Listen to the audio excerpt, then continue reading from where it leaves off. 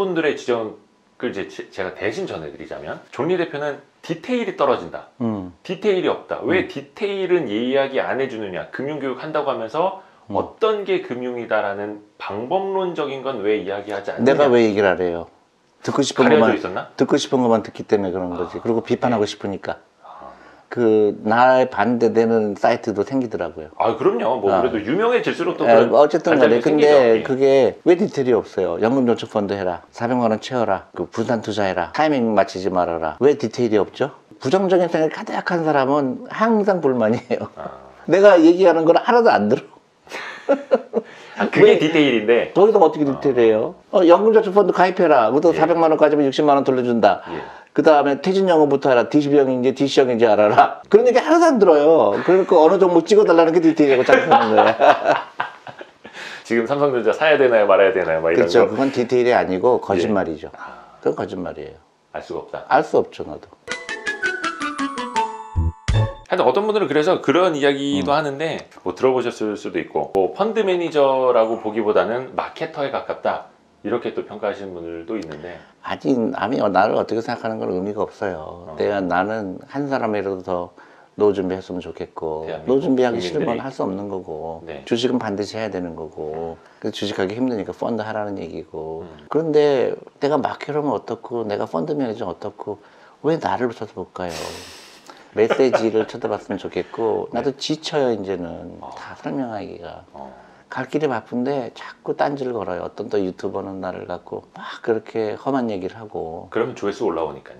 모르겠어요. 근데 나는 내가 이거 뭐 개인적으로 내가 뭐 큰 그 영화를 보겠다고 하는 건 아니고 내가 너무 가르쳐주고 싶어서 하는 일인데 근데 다행히도 그 서포트 하는 사람들이 훨씬 많아요. 아 그럼요. 그럼요. 예. 근데 가끔 가다가 마음을 아프게 하는 사람들이 있어요. 그러니까 뭐 미국은 그런지 몰라지만 한국은 뭐 알지도 못하면서 그런다든가. 근데 그게 나는 그 개인의 그 사람의 그 문제로 끝나는 게 아니라 그것 때문에 다른 사람이 영향을 받는 거예요. 예를 들면 연금저축펀드 가입이라고 그랬더니 어떤 또 유튜버가 그 연금저축펀드 전리가 다 얘기하지 않는 단점이 있는데 너는 너무 놀랐어요. 거짓말이거든.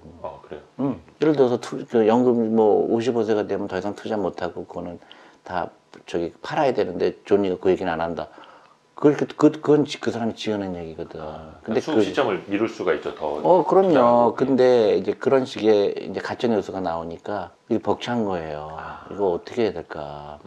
근데 우리나라는 그렇게 부정적인 그런 거 영향을 받으면 안 되는데 그러니까 투자를 많이 안 하신 분들은 그런데 또 쉽게 또 마음이 가죠. 그래서 리딩방 같은 데 또 속게 되죠. 리딩방 절대로 그런 데 가면 안 되거든요. 근데 사실 이제 그런 뭐 안티들도 있기 때문에 사실 정반합 개념으로 또 이렇게 말씀 많이 해주시는 걸 사람들이 또 반대로 또 찾아보면서 비교할 수가 있게 되고 검증할 수가 있게 되고 그렇게 되면서 이제 건전한 투자 문화가 아니 근데 나는 이제 그 악플이라는 거가 있지만 나는 악플에 그렇게 신경은 안 쓰지만 참 많은 사람들이 마음이 아프겠구나 그런 생각이 들어요. 아니 근데 존리 대표님도 그래도 사람인데 상처 아니 이제 상처 받을 만큼 받았고 더 이상 이제 그것 때문에 내가 일비이비하진 않아요. 나는 이제 많은 경험을 했으니까.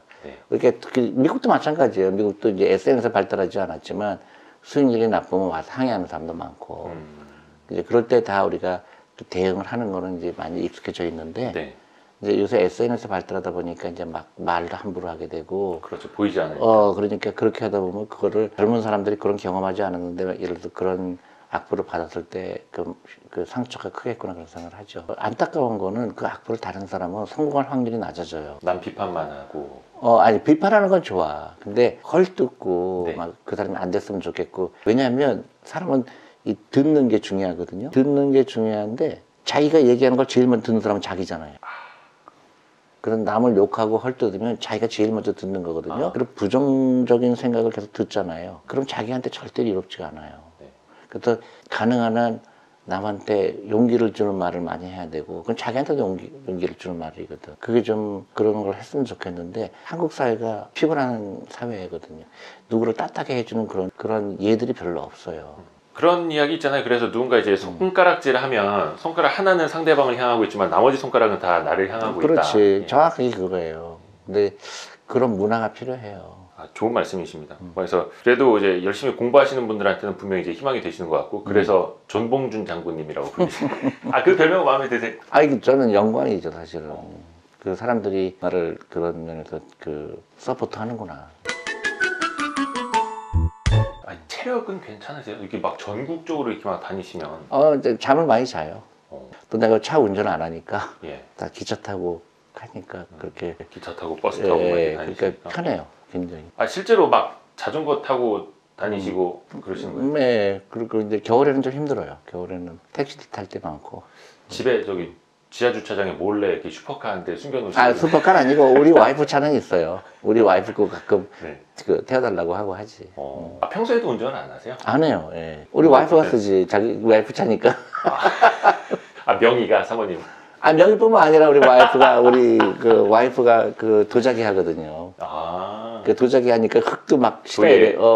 흙도 싣고 그래야 되니까 그건 차가 필요하고. 차를 사지 말라는 이유가 아니고 네. 차가 필요하지 않은데 사지 말라는 거예요. 근데 그 돈의 효율성을 좀 생각해. 아니 차를 가지면 편하지 않다는 것도 가르쳐주고 싶고. 그래요? 절대로 편한 게 아니죠. 버스 타면 버스 운전사가 운전해 주는데 왜 버스를 타지 않고 자기가 운전하려고 그럴까? 그게 잘못된 습관 때문에 그런 거지. 그리고 필요하지 않으면 하지 말라는 얘기죠. 근데 예를 들어 지방에서 버스가 안 다니는 데는 당연히 차가 있어야 되겠지. 네. 근데 예를 들어 그런데도 불구하고 잘 사는 것처럼 보이려고 비싼 차를 사거나 그러지 말라는 얘기죠. 제가 며칠 전에 걸어가는데 요구르트 하시는 아주머니 저한테 오더니 뭐라 그러시는 거예요. 왜 커피 마시냐고. 그래서 저는 커피 마셔도 됩니다. 노후 준비하기 전에 커피를 끓이라는 얘기지. 나는 노후 준비 됐기 때문에 저 커피 마셔도 돼요. 그래서 자꾸 나를 쳐다봐요. 너 진짜 차 없는지. 어떤 사람은 나를 미행을 하셨더라고. 그러니까 메시지를 들어야 되는데 자꾸 저 메신저만 보는. 그러니까 누가 미행도 했어요, 막. 그러더니 저 사람 진짜 버스 타더라. 지하철에서 봤다. 네. 그런 SNS 올리는 사람도 있고 유튜브 올리는 분도 있고 그러는데 근데 그게 깜짝 놀랐어요. 이벤트를 한번 하세요. 그러면 커피 마시는 종리를 찾아라 해서 인증샷 남겨주면 이렇게 체크한 거 보내드리고. 이건 너무 장난이고. 그러니까 어쨌든 간에 그 메시지는 예를 들어서 내가 지금 월급이 한 달에 200만 원 받으면 커피를 끊을 수 있는 용기가 필요하다는 얘기예요. 그 돈으로 투자하면 내 경제 독립한테 훨씬 빨라진다. 그거예요. 선배로서의 그런 조언이니까. 그렇죠. 예. 그러니까 좋은 면을 봐라. 예. 네. 내 메시지는 그런 거다. 그렇죠. 그러니까 사람들이 이제 달을 가리키면 항상 달을 보는 게 아니라 손가락 끝을 보니까요. 또 이제 손가락 끝에 묻은 때는 묻지 않았나 막 이렇게까지 보려고 하니까. 그렇죠. 그러니까 실질적인 이제 운용에서는 거의 다 이제 손을 떼고 이제 다른 펀드 매니저들한테 위임을 하고 계시다고 들었는데, 유독 다른 펀드 하나는 운용 총괄을 맡으시고 그것도 네. 지극히 한국에서 금융업을 잘 몰라서 그래요. 자산운용업은 가장 위험한 게 예를 들어서 펀드 매니저가 그럴 일은 없기를 바라지만 갑자기 아플 수도 있고 교통사고 날 수도 있고 하잖아요. 네. 그래서 미국에서는 보통 CIO가 CIO도 되고 CEO도 되거든요. 네. CIO가 최고 투자 책임자. 최고 투자 책임자가 펀드마다 부매니저로 들어가요. 부매니저로. 예. CIO라는 건 내가 투자 경험이 있는 사람들이잖아요. 네. 근데 펀드 매니저 갑자기 사고가 생겼을 때 그 펀드가 지속성이 있어야 되잖아요. 네. 병원에 입원했으면. 그래서 당장 그 펀드를 운영할 수 있게 하기 위해서 CIO가 전부 들어가는데, 그거 했다고 또 신문에서 나오는 거예요. 존리가 다시 또 간섭한다.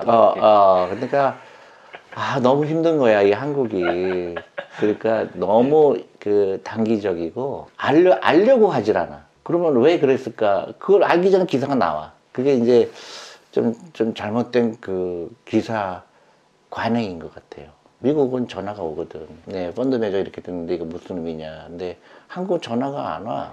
그리고 기사가 떠.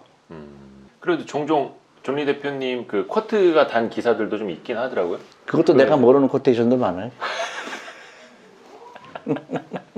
다 그런 건 아니지만. 그쵸. 다 그런 건 아니죠. 근데 내가 이런 얘기 한 적 없는데 그런 것도 많아요. 저도 이제 경험으로 따져보면 이제 말을 글로 옮기는 과정에서 조금 뉘앙스가 달라지는 경우도 있긴 있을 텐데. 그러니까 사실 언론에 대해서도 서운한 거 많으시죠? 엄청 많죠. 그런 기사도 봤어요. 정말 알기 귀찮은 기사인데. 네.